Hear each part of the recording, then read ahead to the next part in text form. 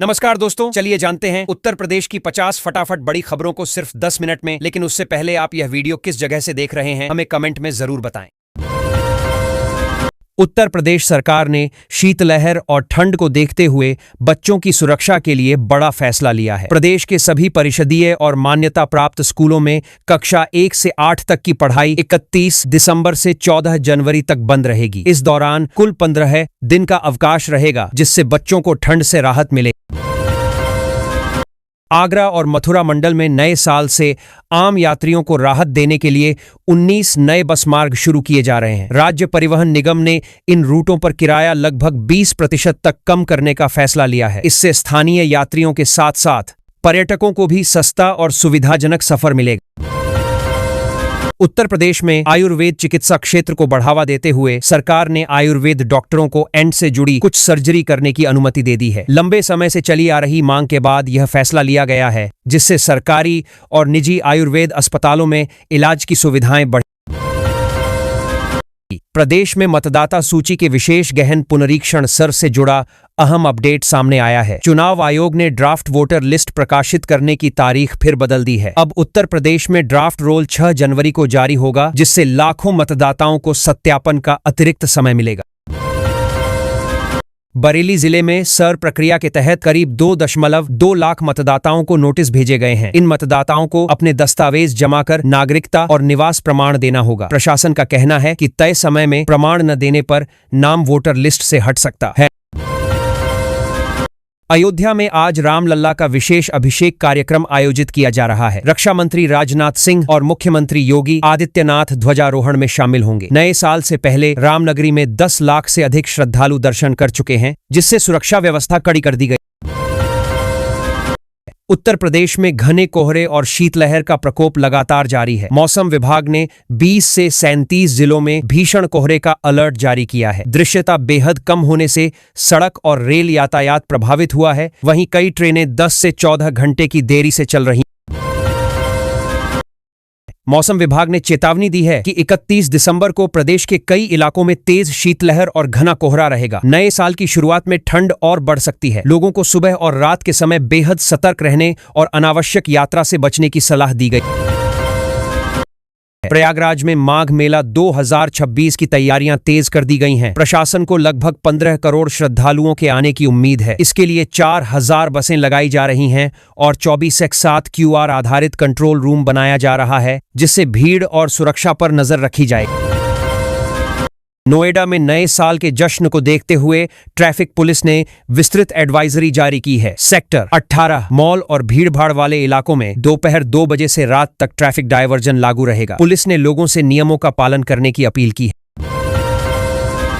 संभल जिले में शाही जामा मस्जिद के पास अवैध कब्जे हटाने की कार्रवाई आज शुरू की गई है। किसी भी अप्रिय स्थिति से निपटने के लिए भारी पुलिस बल तैनात किया गया है। प्रशासन का कहना है कि कार्रवाई पूरी तरह कानून के दायरे में और शांतिपूर्ण तरीके से की जा रही है।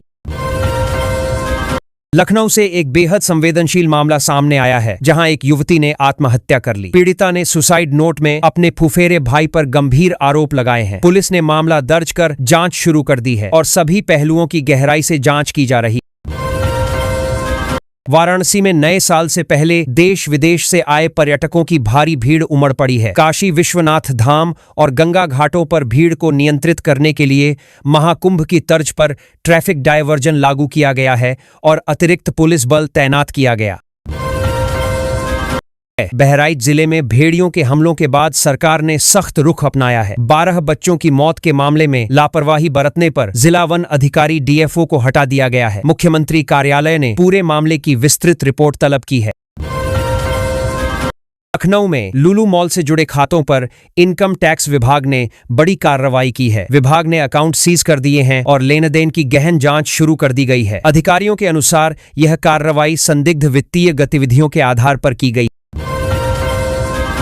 कफ सिरप कांड में पुलिस की कार्रवाई लगातार जारी है। इस मामले में 11 और लोगों को गिरफ्तार किया गया है, जबकि अब तक 32 दवा फर्मों के लाइसेंस रद्द किए जा चुके हैं। स्वास्थ्य विभाग और पुलिस संयुक्त रूप से पूरे नेटवर्क की जांच कर रहे हैं।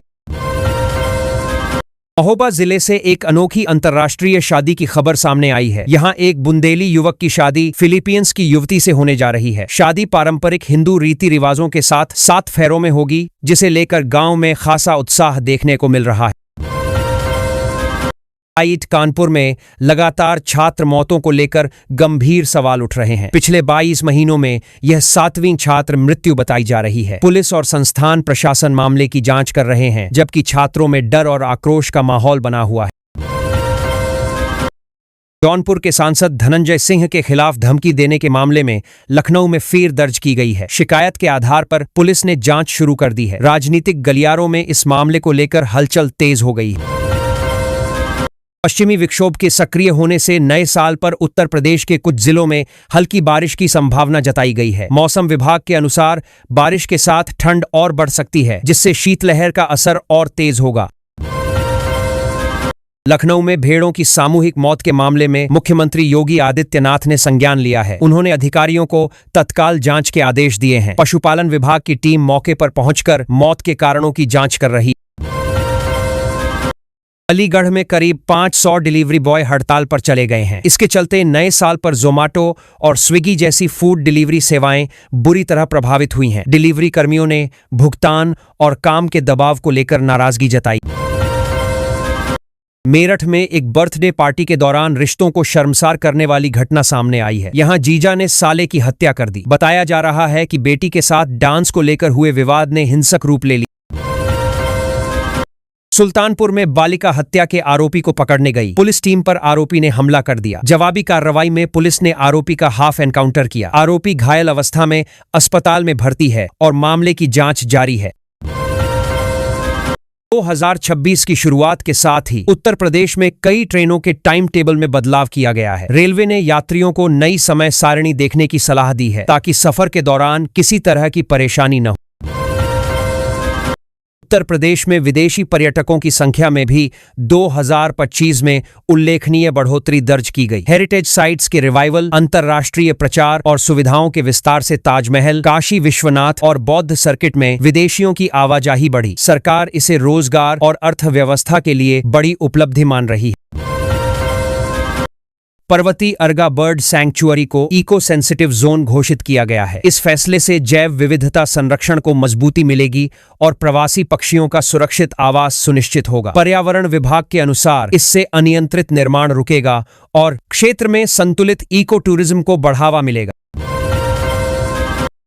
मुख्यमंत्री योगी आदित्यनाथ ने कड़ाके की ठंड को देखते हुए सभी जिलाधिकारियों को निर्देश दिए हैं कि निराश्रितों, गरीबों और सड़क किनारे रहने वालों के लिए रैन बसेरे, अलाव और कंबल की पर्याप्त व्यवस्था की जाए। लापरवाही मिलने पर अधिकारियों की जवाबदेही तय करने के आदेश भी दिए गए। यूपी बोर्ड परीक्षा 2026 की तैयारियों के तहत 8033 परीक्षा केंद्रों की सूची जारी कर दी गई है। शिक्षा विभाग के अनुसार नकल रोकने के लिए सख्त निगरानी, सीसीटीवी और केंद्र व्यवस्थापकों की तैनाती की जाएगी। परीक्षा संचालन को पारदर्शी और सुरक्षित बनाने पर विशेष जोर दिया जा रहा है।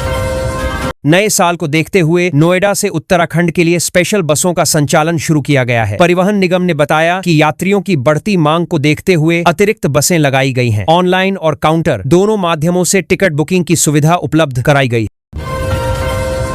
लखनऊ में नवंबर 2025 के दौरान सड़क हादसों में चिंताजनक बढ़ोतरी दर्ज की गई। आंकड़ों के अनुसार 148 दुर्घटनाओं में 60 लोगों की हुई, जो पिछले साल की तुलना में लगभग 30% अधिक है। ओवर स्पीडिंग, कोहरा और मोबाइल इस्तेमाल को मुख्य कारण बताया गया है। उत्तर प्रदेश में घने कोहरे और शीतलहर का असर लगातार बना हुआ है। मौसम विभाग ने कई जिलों में कोल्ड डे की चेतावनी जारी की है। न्यूनतम तापमान में तेज गिरावट से जनजीवन प्रभावित हो रहा है और लोगों को अनावश्यक यात्रा से बचने की सलाह दी गई है। आगरा में अलग अलग स्थानों पर 2 वाहनों में अचानक आग लगने से अफरा तफरी मच गई। एक कार हाईवे पर चलते चलते आग का गोला बन गई, वहीं एक बस में भी लपटें उठीं। समय रहते यात्रियों को बाहर निकाल लिया गया, जिससे बड़ा हादसा टल गया। प्रदेश के प्राथमिक स्कूलों में शीतकालीन अवकाश तय समय से पहले शुरू कर दिया गया है। शिक्षा विभाग ने 31 दिसंबर तक सभी आवश्यक व्यवस्थाएं पूरी करने के निर्देश दिए हैं। ठंड और कोहरे के कारण बच्चों की सुरक्षा को ध्यान में रखते हुए यह फैसला लिया गया है। मौसम विभाग ने चेतावनी जारी करते हुए कहा है कि 30 दिसंबर से यूपी के कई हिस्सों में शीत दिवस की स्थिति बन सकती है। घना कोहरा छाए रहने से सड़क, रेल और हवाई यातायात प्रभावित होने की आशंका है। प्रशासन को सतर्क रहने के निर्देश दिए गए हैं। पारदो और खरीव है। बुलंदशहर में मंदिरों से पीतल की घंटियां चोरी करने वाले गिरोह का पुलिस ने खुलासा किया है। 7 आरोपियों को गिरफ्तार कर उनके पास से 96 घंटियां बरामद की गई हैं। पुलिस के अनुसार यह गिरोह लंबे समय से अलग अलग जिलों में मंदिरों को निशाना बना रहा था। भीषण ठंड के चलते यूपी के कई जिलों में स्कूल या तो बंद कर दिए गए हैं या फिर उनके समय में बदलाव किया गया है। प्रशासन ने स्पष्ट किया है कि बच्चों के स्वास्थ्य से कोई समझौता नहीं किया जाएगा और हालात सामान्य होने पर ही नियमित कक्षाएं चलेंगी। नए साल पर वाराणसी में भारी भीड़ की संभावना को देखते हुए राजघाट पुल पर ट्रैफिक डायवर्जन लागू किया गया है। पुलिस और प्रशासन ने विस्तृत ट्रैफिक प्लान तैयार किया है ताकि जाम की स्थिति न बने और श्रद्धालुओं को परेशानी न हो। लखनऊ में घने कोहरे के कारण ट्रेन और फ्लाइट सेवाएं प्रभावित हुई हैं। कई उड़ानें डाइवर्ट की गईं, जबकि अनेक ट्रेनों को घंटों की देरी से चलाया गया। यात्रियों को यात्रा से पहले अपडेट लेने और अतिरिक्त समय लेकर निकलने की सलाह दी गई है। मौलाना शहाबुद्दीन के बयान ने राजनीतिक और सामाजिक हलकों में चर्चा बढ़ा दी है। उन्होंने कहा कि इस्लाम में 31 दिसंबर की रात नए साल का जश्न मनाना नाजायज है। उनके इस बयान पर मिलीजुली प्रतिक्रियाएं सामने आ रही हैं। रबी फसलों के बीमा की अंतिम तिथि 31 दिसंबर तय की गई है। कृषि विभाग ने किसानों से अपील की है कि वे समय रहते फसल बीमा करा लें। इससे ओलावृष्टि, पाले या प्राकृतिक आपदा से नुकसान की स्थिति में किसानों को आर्थिक सुरक्षा मिल सकेगी। प्रदेश के बिजली उपभोक्ताओं को जनवरी महीने में राहत दी गई है। सरकार ने बिजली बिल पर 2.33% की छूट देने का फैसला किया है। इससे घरेलू और छोटे उपभोक्ताओं को फायदा मिलेगा। ऊर्जा विभाग के अनुसार यह छूट समय पर भुगतान करने वालों को मिलेगी। उत्तर प्रदेश पुलिस ने अत्याधुनिक AI तकनीक से लैस याक्ष ऐप लॉन्च किया है। इस ऐप के जरिए अपराधियों की आवाज और चेहरे की पहचान कर उनका पूरा आपराधिक रिकॉर्ड तुरंत निकाला जा सकेगा। पुलिस अधिकारियों का कहना है कि इससे जांच प्रक्रिया और तेज वास के अधिकारियों के आसक्त करते हैं सटीक होगी। लेखपाल भर्ती 2025 को लेकर बड़ा अपडेट सामने आया है। 7,994 पदों पर संशोधित आरक्षण सूची जारी कर दी गई है। 29 दिसंबर से ऑनलाइन आवेदन की प्रक्रिया शुरू हो गई है। राजस्व विभाग ने अभ्यर्थियों से आधिकारिक वेबसाइट पर ही आवेदन करने की अपील की है। मऊ जिले में 29 दिसंबर को रोजगार मेले का आयोजन किया गया है। इसमें कई निजी कंपनियां हिस्सा लेंगी और 10 से 25 हजार रुपये तक की सैलरी पर युवाओं की भर्ती करेंगी। जिला प्रशासन ने युवाओं से अपने सभी जरूरी दस्तावेज साथ लाने को कहा है। उत्तर प्रदेश के 40 से अधिक जिलों में घने कोहरे और शीतलहर का अलर्ट जारी किया गया है। विजिबिलिटी कई जगहों पर शून्य के करीब पहुंच गई है। मौसम विभाग ने लोगों को अनावश्यक यात्रा से बचने और सावधानी बरतने की सलाह दी है।